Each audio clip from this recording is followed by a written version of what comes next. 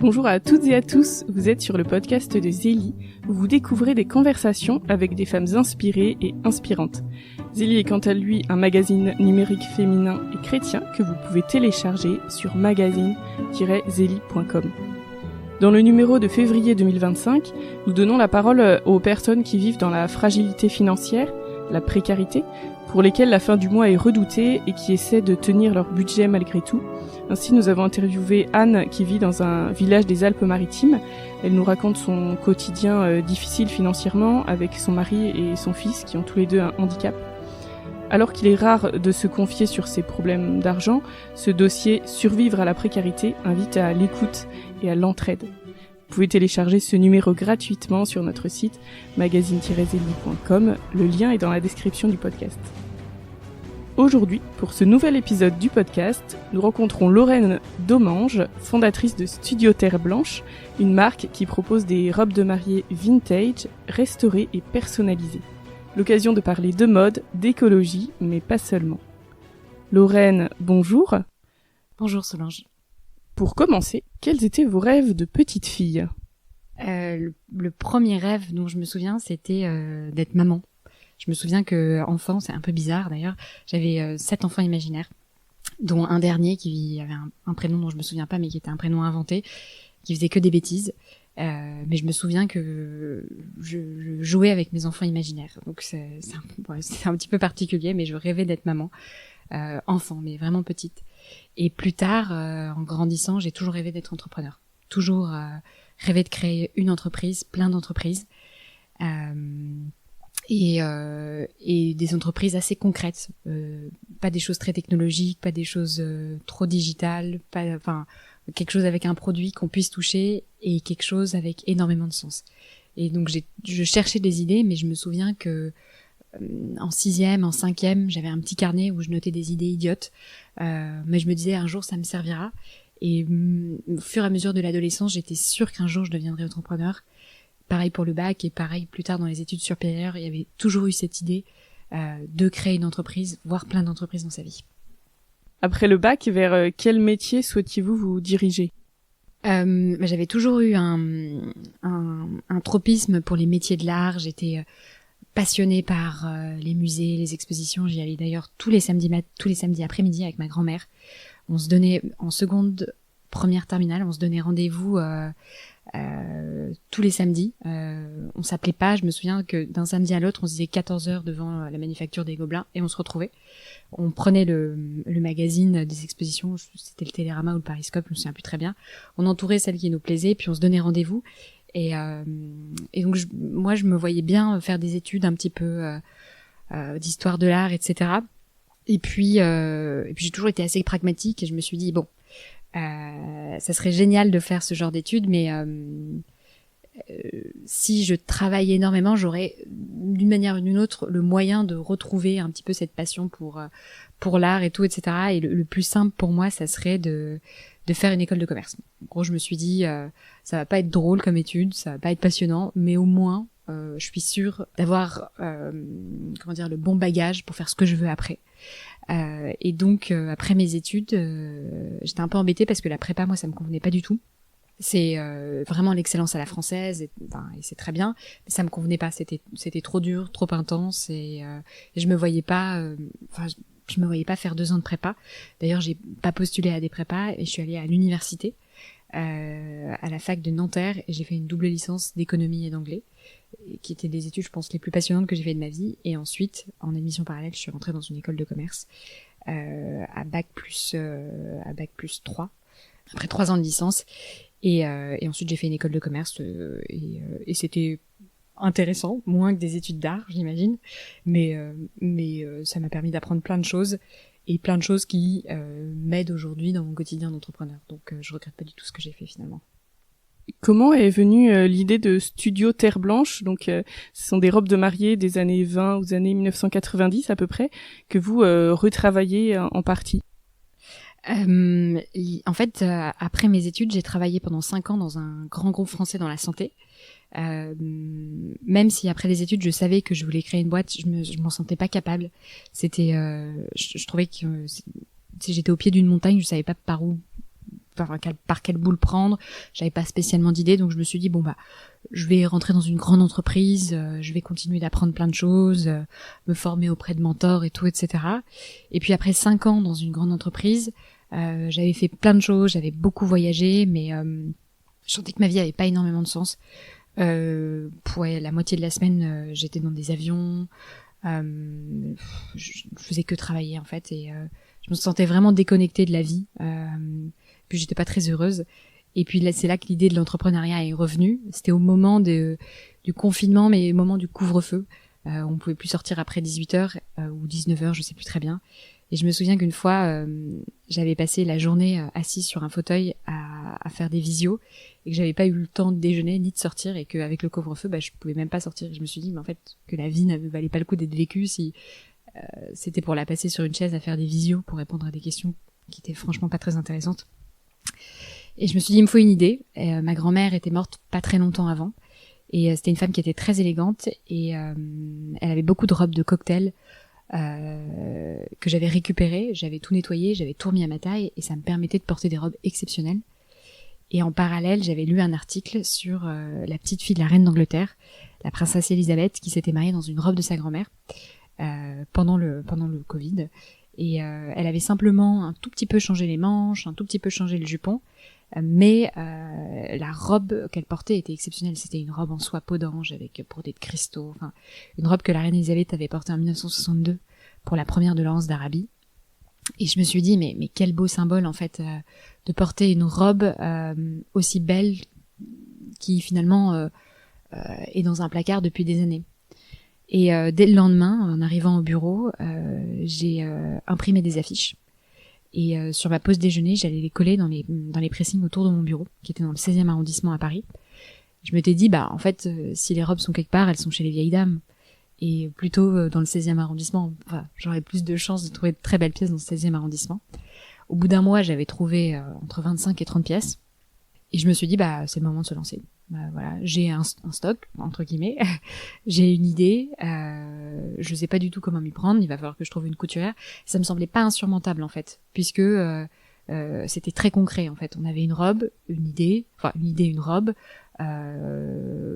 J'en avais parlé, j'avais quand même fait une petite étude de marché, mais bon, un petit peu à la main. Hein, j'avoue que l'étude de marché, bon voilà, j'avais surtout envie de tester l'idée au réel, et je me suis dit bon, après 5 ans dans un grand groupe, mes études et tout, etc. Je prends pas tellement de risques en me lançant de cette manière, et donc c'est parti. Et je suis partie de cette entreprise 4 mois plus tard, et 4 mois plus tard, bah, j'étais lancée quoi.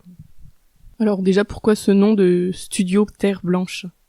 Alors, le studio, c'est parce que je ne suis pas créatrice et on n'est pas ni une maison.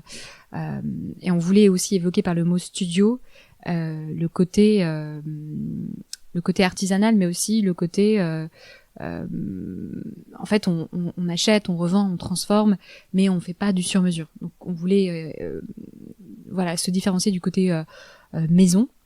Et aussi, on voulait évoquer les années 70, on voulait évoquer l'art, plein de choses. On voulait un petit peu se différencier de tout ce qui se faisait sur l'univers du mariage en France. Vous avez une offre qui est assez large, et nous, on voulait venir vraiment proposer quelque chose de très différent. Et donc, avec ce mot studio, on voulait déjà marquer une fracture. Après la terre, on voulait rappeler les racines, l'authenticité, la famille, qui sont des valeurs qui sont très fortes pour moi.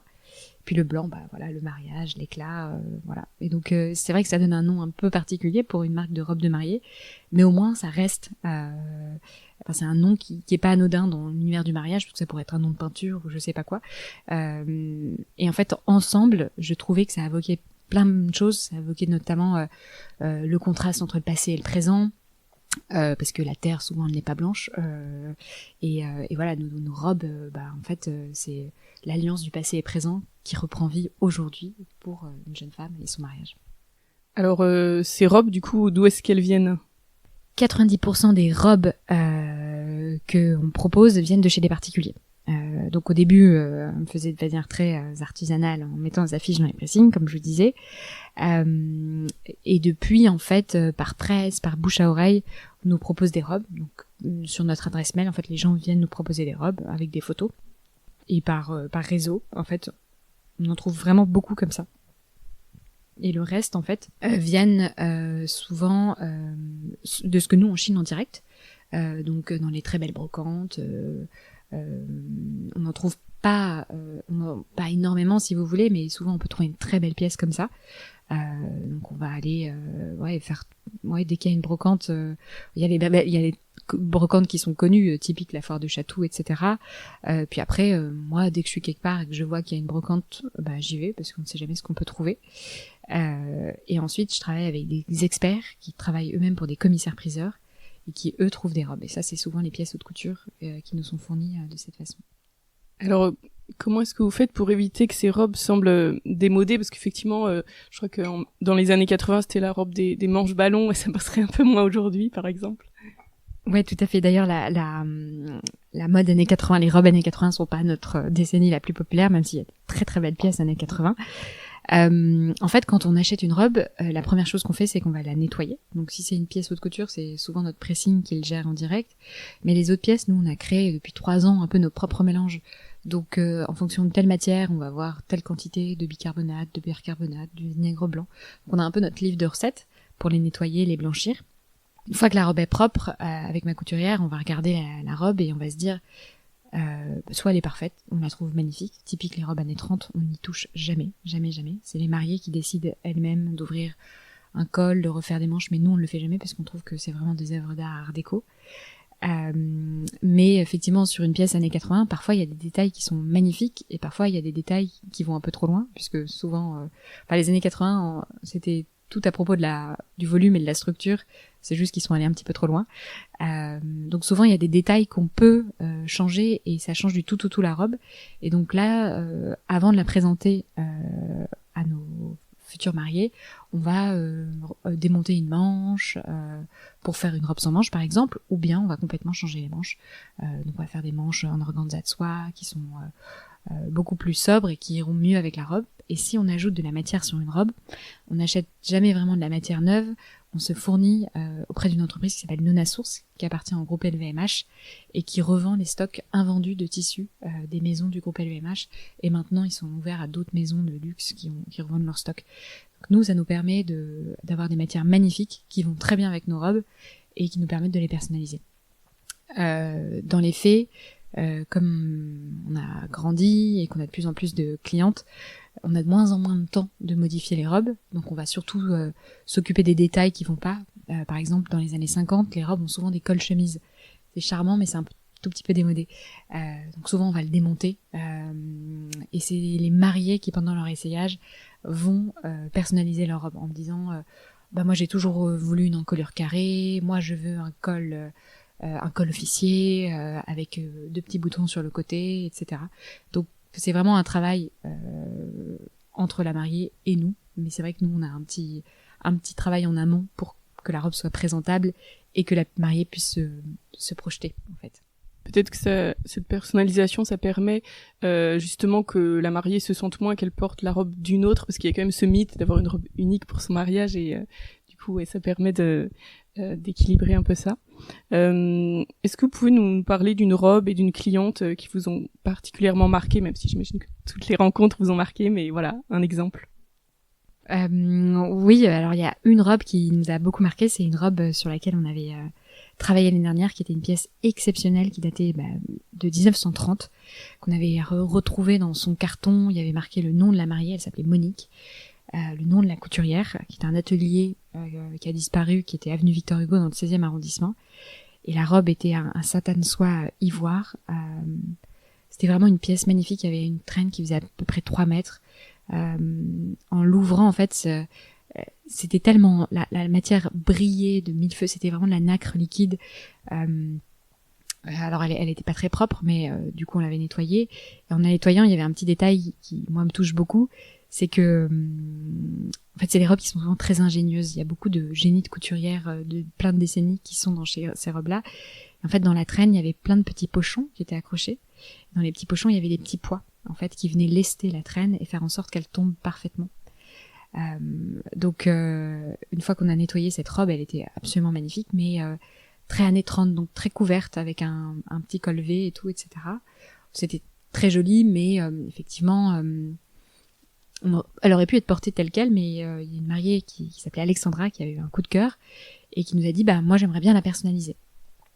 Et c'était la première fois qu'en fait on venait de toucher une robe années 30, et souvent c'est des robes qui sont assez fragiles, il y a beaucoup de couture à la main qui a été faite, elle se délite, et donc ça a été un projet qui était très compliqué, et en fait le résultat final était absolument magnifique, parce que cette jeune femme était architecte, et donc passionnée par les années 30, l'art déco, etc. Et dans les modifications qu'elle nous avait demandées, on respectait complètement l'âme de la robe. Donc on venait créer d'autres empiècements géométriques qui venaient respecter les empiècements géométriques de cette robe. C'était plein de triangles qui étaient un petit peu assemblés les uns avec les autres, même si on ne voyait pas que c'était plein de triangles, mais si on regardait bien dans le détail, c'était ça.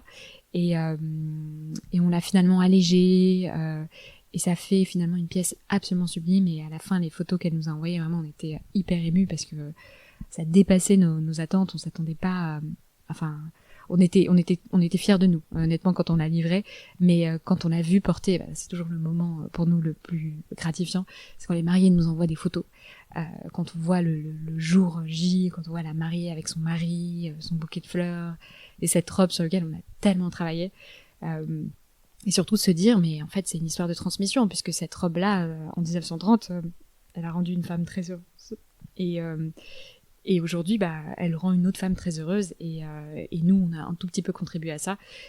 C'est finalement ça qui rend notre métier le plus gratifiant possible, quoi. C'est vrai qu'aussi, je me dis que ce qui est intéressant dans votre projet, c'est que le but, c'est pas d'être à la mode à tout prix, mais plutôt de porter une robe qui nous va, qui nous met en valeur personnellement. Et il y a un petit côté atemporel qui va un peu à rebours du cycle de la mode, qui est sans cesse changeant, et voilà. Avec qui vous travaillez du coup pour ce projet ? Alors aujourd'hui dans l'entreprise on est 3, donc moi, et vous avez ensuite Mounira qui est notre couturière, qui est une personne exceptionnelle avec un savoir-faire vraiment incroyable. Ça fait depuis le début qu'on travaille ensemble, et ensemble on a appris à travailler sur ces robes puisqu'elles ont un fonctionnement qui est un petit peu différent, puisque les règles de couture ont évolué avec le temps. Et donc maintenant on sait comment les robes fonctionnent, et puis voilà, rien ne l'arrête, rien ne lui fait peur, et c'est vraiment un vrai luxe de pouvoir travailler avec un artisan aussi qualifié, qui fait que chaque projet finalement, même si on a des difficultés, on arrive à passer à travers. Et puis ensuite vous avez Manon qui est chargée de la communication, qui gère tous les réseaux sociaux, le site internet, les newsletters, etc. D'ailleurs, comment est-ce que vous l'avez rencontrée, la couturière ? C'est par des clientes. Au début, j'avais trouvé une couturière, mais c'était compliqué parce que elle pouvait pas se déplacer. Elle avait son propre atelier. Et surtout, moi, j'avais besoin de quelqu'un qui soit sur place pour rencontrer les clientes, finalement, parce que c'est quelque chose qu'on peut pas faire à distance. Il y a forcément un moment où la couturière doit ajuster sur la cliente la robe, puisque finalement, cette robe, elle a été conçue pour une autre femme à l'origine, et on doit l'ajuster sur une nouvelle femme. Et donc, pour ça, on a besoin de contact physique. Donc c'était compliqué, je trouvais pas vraiment la bonne couturière, et puis il faut être assez faut pas avoir peur, quoi. Il y a des moments où il faut couper, quoi. Il faut y aller, il faut vraiment savoir ce qu'on fait. Et c'est très impressionnant d'ailleurs pendant les essayages, puisque ma couturière, quand elle doit refaire les encolures, elle coupe directement sur la cliente, elle met la main sous le col, elle prend ses ciseaux et hop, elle coupe. Et souvent les clientes sont un peu, oh là là, mon Dieu, mais qu'est-ce qui se passe? Elle est là, non, mais ça vous inquiétez pas, ça se passe très bien, mais c'est toujours le moment un peu, mon Dieu, elle est en train de découper ma robe sur moi, mais en fait on n'a pas le choix, parce que c'est la meilleure façon de faire en sorte que la robe tombe parfaitement sur la cliente. Et donc j'avais du mal à trouver la perle rare, et puis il y a une jeune femme un jour qui s'est présentée avec sa tante et sa maman, et puis elles m'ont dit mais comment est-ce que vous faites pour les retouches? Je dis j'ai une couturière et tout, et elles m'ont dit nous, si vous voulez, on connaît une couturière exceptionnelle qui avait son atelier juste à côté de chez nous. Elle a arrêté son activité parce qu'elle est partie à la retraite, mais finalement elle cherche à travailler, donc voilà, si vous voulez la rencontrer, rencontrez-la. Et on s'est rencontrés, et puis depuis, on travaille ensemble. Pourquoi est-ce que, pour vous, il était important d'avoir une démarche écologique avec de la seconde main ? En fait, derrière l'idée de Studio Terre Blanche, ce qui m'importait pour moi, c'était de créer un cercle vertueux. C'était d'avoir un projet qui ait énormément de sens, en fait. Je me souviens au début d'avoir des amis d'école de commerce qui me disaient « Mais pourquoi tu crées pas une marketplace ?» Vous voyez, c'était en 2000... C'était fin 2021, début 2022. C'était le moment de la mode voilà, on crée une grosse plateforme, on lève des millions dont on sait même pas d'où ils viennent, et puis voilà, on a créé la plateforme, et puis après il y a des gens qui mettent leurs robes sur le site internet, et puis il y a des gens qui les achètent. Moi j'y crois pas du tout à ce genre de choses. Une robe de mariée, c'est important. Une robe de mariée, c'est une émotion et c'est une expérience. Et d'ailleurs c'est pour ça que nous, les essayages, ils durent longtemps, ils durent 1h30, parce qu'en fait derrière chaque robe il y a une histoire. Et comme on les achète à des particuliers, ces histoires-là, il faut qu'on les raconte. Et c'est ce qu'on essaye de faire d'ailleurs sur nos réseaux sociaux, en fait, de transmettre ces histoires de femmes, ces histoires de mariage, voilà. Et donc moi, acheter une robe mal prise en photo sur une marketplace sans âme, en fait, je préfère continuer à travailler dans une grande entreprise et voyager plutôt que faire ce genre de choses. Et puis enfin n'importe qui peut le faire, quoi. Il y a pas d'âme dans ce genre de projet, donc je voyais pas le truc. Pour moi, la démarche, il fallait que il y ait un côté artisanal, mais aussi très écologique. En fait, ce que nous, notre entreprise, elle repose vraiment sur 2 valeurs clés, qui sont du coup cette transmission d'une robe d'une femme à une autre, mais aussi cette transmission de savoir-faire. Je vous disais tout à l'heure que on est souvent impressionné par le génie des couturières qu'on retrouve dans les robes, où elles ont trouvé des astuces, où elles ont créé une pince ou un drapé d'une telle manière qui est pas conventionnelle, mais qui est super ingénieuse par rapport au tissu, par rapport aux contraintes de la robe. Et nous, ça nous donne des idées, donc on les note, ces idées-là, ou alors on prend des photos pour plus tard. Donc voilà, il y a cette transmission. Et puis aussi, il y a le savoir-faire artisanal, quoi, en fait. Le côté, il y a des couturières qui ont travaillé des années, enfin qui ont travaillé des mois sur ces robes-là, et c'est important de pouvoir faire en sorte que ce savoir-faire se perpétue. Et d'ailleurs, nous, ce qu'on va chercher à faire plus tard, c'est quand on agrandira notre atelier de couture, que ma couturière transmette son savoir-faire et tout ce qu'on a appris sur ces robes-là. Pour moi, c'est très intéressant. Et la dimension écologique, elle est importante parce que pour moi, ça a tombé sous le sens que finalement, si on le fait pour le faire bien, on n'a pas besoin de produits chimiques. En fait, on peut très bien détacher une robe avec du bicarbonate. Et puis, si on n'y arrive pas, en fait, on peut peut-être broder par-dessus une tache. On peut peut-être faire rentrer la tache dans la couture. En fait, il faut être ingénieux, mais en fait, ça nous demande de réfléchir, mais on y arrive souvent. Puis, si on n'arrive pas, c'est pas grave non plus si la robe n'est pas parfaite, puisqu'elle a quasiment 100 ans. Donc, les mariés l'acceptent en général, et celles qui l'acceptent pas, c'est juste que je pense que du coup, c'est peut-être pas le meilleur concept pour eux. Mais du coup, voilà. Donc nous, c'était important de nous dire que déjà cette robe, elle existe déjà, donc on a par essence une dimension écologique. Et donc, nous, dans notre processus, il faut qu'on le soit aussi. Donc, dans le nettoyage des robes, et aussi, par exemple, dans les housses. Les housses, elles sont confectionnées dans des toiles de tapissier que j'ai chinées. C'est un tapissier qui fermait son activité. Et j'avais racheté des centaines et des centaines de mètres de toiles. Et ensuite, les toiles, elles sont montées par un atelier, les ateliers Bakita, qui fait un travail exceptionnel. Ils sont dans le 18e arrondissement. Et ils me font des superbes housses avec des très jolis tote bags pour mes robes d'invités ou mes robes de mariage civil qui nous permettent de les emballer et en même temps de respecter notre dimension écologique et de boucler un peu la boucle. Et la dernière chose qu'on propose aux mariés pour être aussi un peu pour être écologique et finir notre cercle vertueux, c'est qu'une fois que leur mariage est passé, on leur propose de leur transformer la robe encore une fois. Si elles veulent qu'on fasse une robe courte, si elles veulent, on peut imaginer ce qu'elles veulent, mais en tout cas, si elles le souhaitent, on peut transformer cette robe une dernière fois pour faire en sorte qu'elle finisse pas dans un placard et pendant encore des dizaines d'années comme elle l'a fini précédemment. Et du coup, au niveau des tarifs, est-ce que ça veut dire que ça va être un tarif plus abordable, entre guillemets, qu'une robe de mariée neuve ou pas spécialement ? Ça va être en général sur des robes de couturière, c'est-à-dire les robes qui n'ont pas de griffes. On est sur sans les retouches, on est sur un tarif aux alentours de 2000 euros. Après, vous avez la remise à la taille, donc en général, les mariés atterrissent pour un budget total aux alentours de 2500 euros. Et si la mariée nous demande énormément de personnalisation, vous serez plutôt aux alentours de 3000 euros. Donc personnalisation, j'entends par de la broderie, une cape, changer les manches, changer l'encolure, etc. Donc par rapport à du neuf sur mesure, on est un peu moins cher. Mais finalement, en fait, avec l'expérience, on s'est rendu compte que il est presque plus compliqué de retoucher une robe existante que de faire une robe neuve. Pourquoi ? Parce que sur une robe neuve, en fait, vous avez votre patron. Donc, bien sûr que c'est long à imaginer, il faut faire le patron, etc. Mais une fois qu'on a le patron, on a la matière et on coupe à la taille du patron. Nous, en fait, chaque robe nous demande de réimaginer quelque chose, de s'adapter aux contraintes de la personne. Et chaque robe, en fait, nous demande de la démonter entièrement. C'est pas simplement ouvrir sur le côté, rajouter un peu de tissu.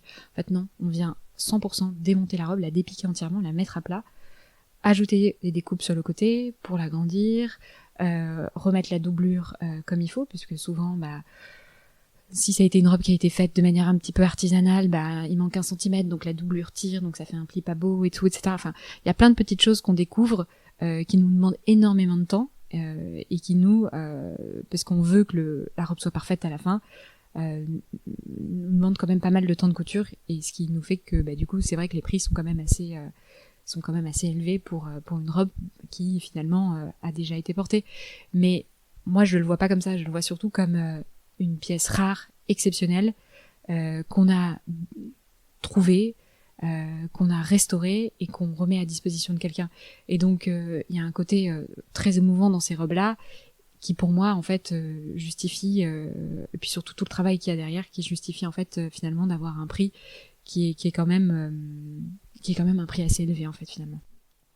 Pour vous, vous êtes mariés récemment, comment était votre robe ? J'imagine que c'était une de Studio Terre Blanche. Oui, tout à fait. Pour moi, c'était forcément important de porter une robe vintage. J'avais pas retrouvé la robe de ma grand-mère, mais en même temps, j'avais pas envie de porter la robe de ma grand-mère, ni celle de ma mère, parce que je sais pas, je me sentais pas spécialement. Je voulais quelque chose de plus à mon image en fait. Et en chinant par terre dans une brocante sous une pile de nappes anciennes, j'ai vu un tissu qui m'a interpellée, des espèces de soie ivoire avec un motif de vague, et j'ai tiré sur ce tissu et il y avait une robe qui datait de la fin des années 40 qui était très très atypique. Et donc je demande au brocanteur, mais voilà, il me dit qu'est-ce que c'est ? Il me dit c'est une robe de mariée. Bon, et j'avais déjà acheté de la dentelle à ce brocanteur et il me dit vous savez quoi, je vous la donne. Donc j'étais ravie, et puis en l'essayant, en rentrant chez moi avec ma couturière me dit bon écoute, c'est pas ça, mais on va faire un truc canon. On va tout ajuster et puis ça va être sublime quoi. Et je me souviens que ma mère était assez sceptique, elle trouvait ça un peu bizarre comme robe. C'était une robe avec un col montant, mais qui faisait comme une espèce de boudin autour du col. Là, en vous la décrivant, ça a l'air affreux, mais en fait, moi, je trouvais qu'il y avait vraiment quelque chose. Vraiment, vraiment. C'est typique le genre de robe que j'aurais acheté en ayant un coup de foudre pour la présenter. Mais c'est vrai qu'elle n'était pas présentable. Et puis, elle était très sale. Et puis 1 mois plus tard, j'ai retrouvé la robe de ma grand-mère par hasard. On a chez nous, à notre maison de famille, au-dessus d'une armoire, derrière la corniche, on a vu une boîte qui dépassait. Puis en fait, c'était la robe de ma grand-mère qu'on pensait être perdue depuis des années. Et la robe est objectivement magnifique. Voilà, vous avez les photos du mariage de ma grand-mère. Un satin duchesse magnifique. Bon, mais pas du tout à mon image. En revanche, la robe était doublée d'organza de soie. Et du coup, on a utilisé la doublure de la robe de ma grand-mère pour faire les manches de ma robe et le dos de ma robe. Comme ça, j'avais une petite partie de ma grand-mère. Bon, finalement, c'est elle qui avait quand même beaucoup inspiré mon projet. Et avec les chutes de la robe, ma couturière a fait des fleurs qu'elle est venue broder sur le dos de la robe.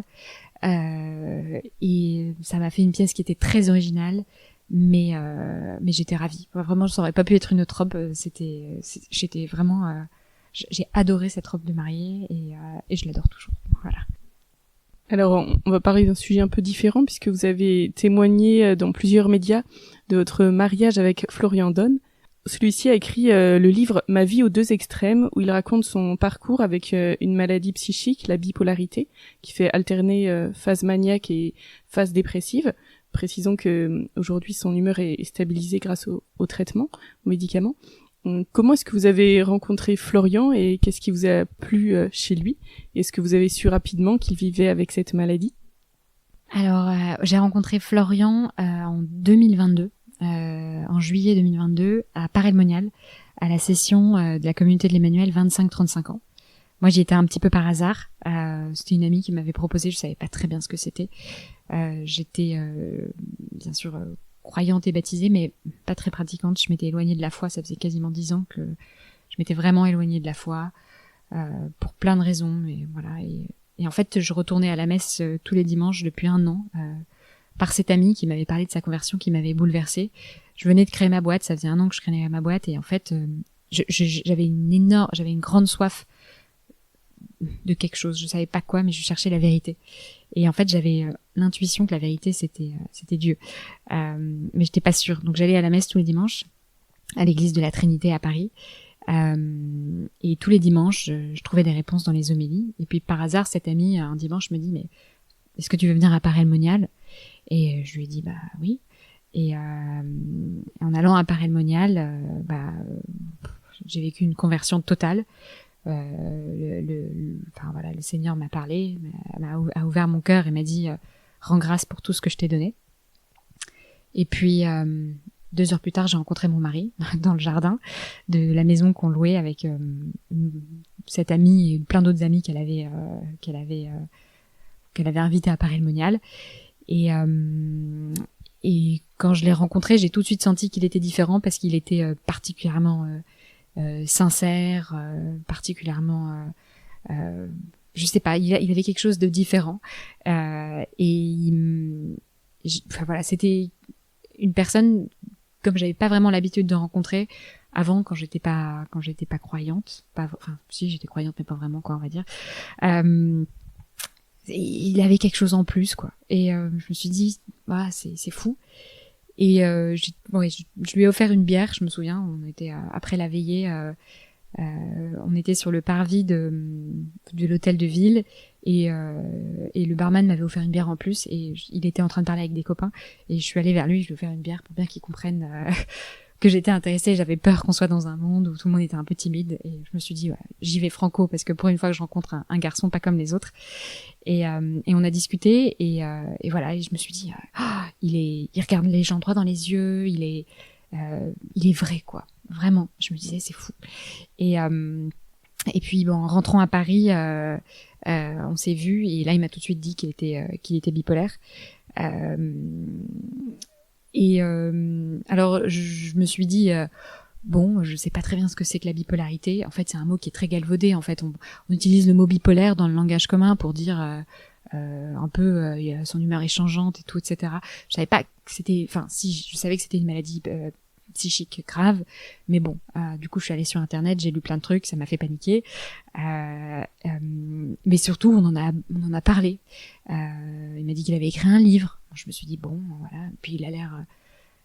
Je me suis dit, c'est marrant parce que c'est quand même un trouble de l'humeur, mais paradoxalement, cette personne est particulièrement équilibrée. C'était la personne la plus équilibrée que j'avais jamais rencontrée. Je me disais, franchement, c'est fou. Et pourquoi? C'est parce qu'il se connaissait par cœur, hein, parce qu'il avait fait, en plus de son parcours médical, 7 ans de thérapie avec une thérapeute pour l'aider à comprendre d'où venaient ses troubles et tout, etc. Donc, c'était quelqu'un de parfaitement ajusté, équilibré, qui se connaissait, qui savait quelles étaient ses forces, quelles étaient ses faiblesses, qui savait exactement comment il fonctionnait. Et effectivement, il était stabilisé depuis des années déjà, parce qu'il avait trouvé le bon traitement. Mais c'est vrai qu'il prend ses médicaments tous les jours, il voit son psychiatre à peu près tous les 2 mois pour refaire ses ordonnances et tout, etc. Sa thérapie est terminée, et puis il respecte énormément son sommeil. Ça, c'est dans la bipolarité, le sommeil est vraiment crucial. il faut 8 heures de sommeil par nuit et Florian doit dormir 8 heures par nuit. C'est un petit peu voilà les règles de Florian. Mais voilà, au début je me suis dit bon bah oui, il est bipolaire, mais en même temps c'est la personne que j'attendais depuis toujours. Donc est-ce que ça vaut pas le coup de s'abandonner et de dire un grand oui pour être après très heureux. Donc c'est ce que j'ai fait. Alors quand même c'est pas tout à fait anodin d'épouser quelqu'un qui a une maladie psychique, même si bien sûr cette maladie n'est qu'un aspect de cette personne, comme vous le dites très bien. Du coup, est-ce que vous avez quand même eu des questionnements? Alors oui, moi j'étais au tout début de mon parcours de foi, je venais de me convertir, c'était très fort, j'allais à l'église tous les jours, enfin c'était...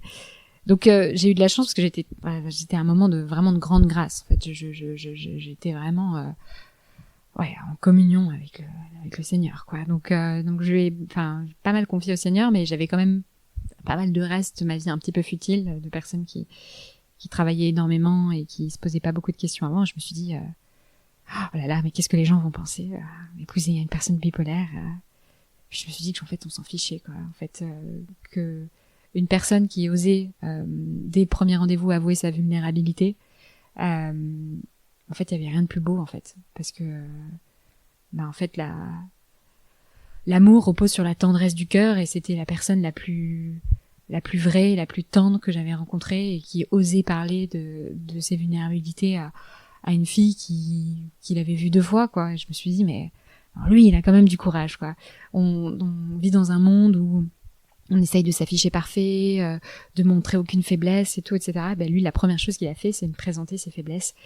Et donc très vite, je suis passée outre ce questionnement de qu'est-ce que les gens vont penser, parce que finalement, c'était pas ça la vraie question. C'était la question, c'était est-ce que je suis prête à dire oui à cet homme qui me semble en fait parfait pour moi. Et c'est vrai que j'ai eu beaucoup de chance parce que voilà, j'avais une grande foi à ce moment-là, et enfin vraiment je pense pas que le Seigneur dise cette personne sera ton mari, mais je pense que le Seigneur ouvre le cœur des personnes et dit je te mets cette personne sur ton chemin, tu choisis, quoi. Est-ce que tu la veux, est-ce que tu la veux pas? Et mais bon, si tu la veux, je pense que ça peut être pas mal. Et moi je me suis dit voilà, je pense que le Seigneur veut que le meilleur pour nous. Et cette personne, elle a l'air fantastique, et donc je dis un grand oui à Florian avec ses vulnérabilités, qu'on va chérir dans notre couple, qu'on va protéger. Mais voilà, ça fera partie de nous. Et en même temps, j'ai beaucoup de chance parce que maintenant, ça fait 5 ans qu'il est stabilisé, qu'il connaît très très bien sa maladie, et que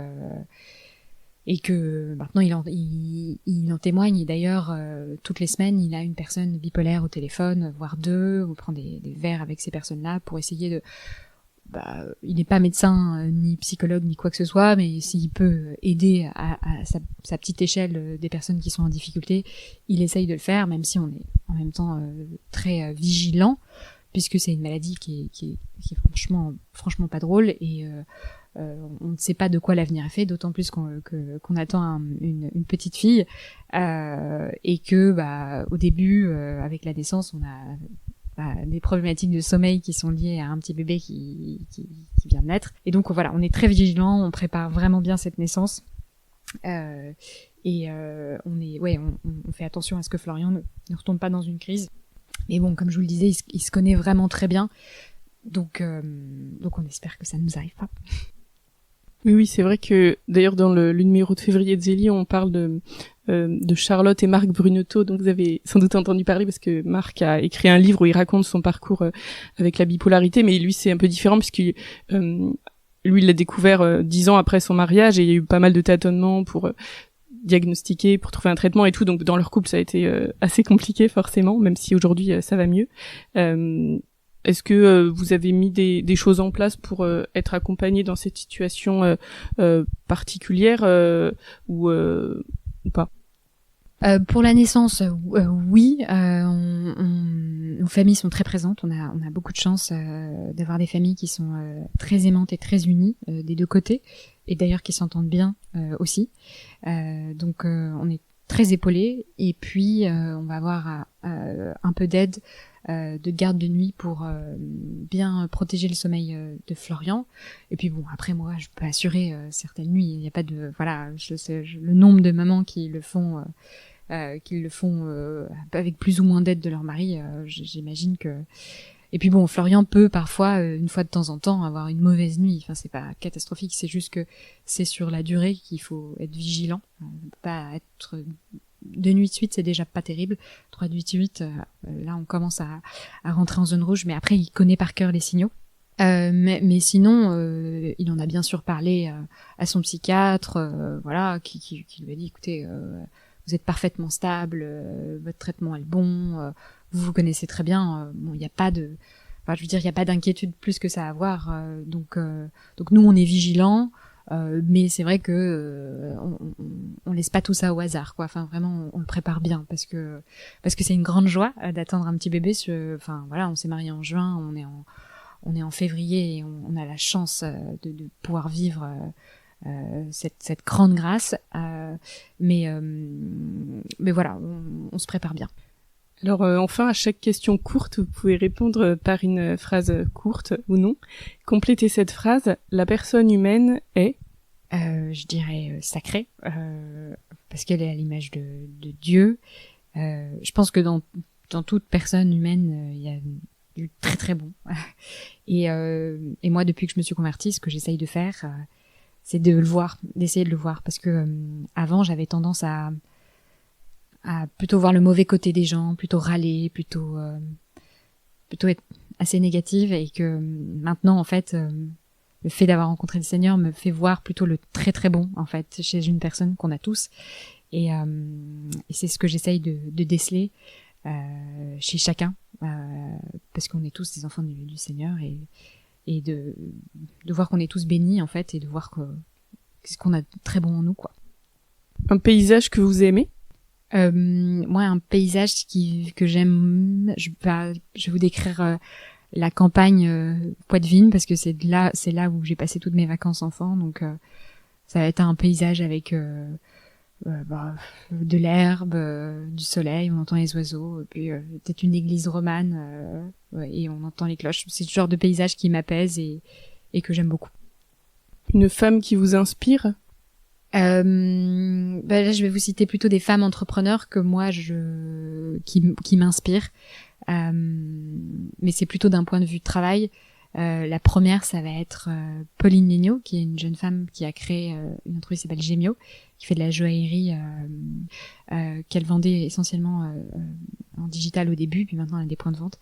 Je la trouve très inspirante sur son parcours, et puis en plus elle a un podcast pour les entrepreneurs qui, moi, m'a énormément aidée en tant qu'entrepreneur, puisqu'elle répond à des questions qui sont très concrètes, sans tabou, en montrant en fait la difficulté de ce que ça peut être d'entreprendre. Et c'est vrai que c'est pas facile d'être entrepreneur, et on se rend compte qu'on est tous confrontés au même problème, et c'est très rassurant d'avoir ce genre de contenu. Et la deuxième femme, ça va être une femme qui s'appelle Nathalie Bala, qui a redressé La Redoute. Je trouve que c'est un exemple fantastique, puisque La Redoute est une entreprise fantastique, une pépite française qui était vraiment en train de décliner. Et en 2014, avec une personne avec qui il travaillait, ils ont racheté La Redoute et ils ont réussi à en refaire une pépite qu'ils ont vendue aux Galeries Lafayette là en 2022, et je trouve ça vraiment fantastique d'un point de vue stratégique, et voilà, c'est des réussites qui m'inspirent énormément, mais c'est vrai que c'est des femmes qui m'inspirent plus au niveau de travail plutôt qu'au niveau personnel. Un moment qui vous ressource? Moi, j'aime beaucoup lire, donc lire, ça me ressource énormément. Et la deuxième chose, j'adore aller au musée. Il se trouve que j'ai de moins en moins le temps vu que je travaille beaucoup le samedi, mais j'adore visiter, voir une exposition, ça va me détendre, voir un très beau tableau, sans pour autant lire toutes les explications, mais le beau, ça élève vraiment l'âme, et voir une très belle peinture, une très belle sculpture dans mes musées. On a beaucoup de chance en France, on a des musées mais absolument fantastiques. Ça me ressource énormément. Que direz-vous à Dieu quand vous le verrez? Je pense que je lui dirai merci. Je lui dirai merci pour cette vie sur Terre, et puis quand je le verrai, ça veut dire que c'est le moment de la vie céleste, donc merci pour la vie qui nous attend là-haut. Ouais. Mais j'avoue que moi, depuis que je me suis convertie, je suis dans un vraiment je rends grâce, en fait, pour tout ce que, c'est d'ailleurs ce qu'il m'avait dit de faire, tout ce qu'il m'a donné. Et ouais, je pense que je lui dirais merci. Merci beaucoup Lorraine, et merci à toutes et à tous de nous avoir écoutés.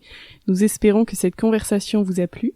Nous vous donnons rendez-vous dans le numéro de février 2025, le lien est dans la présentation du podcast, et à bientôt pour un nouvel épisode.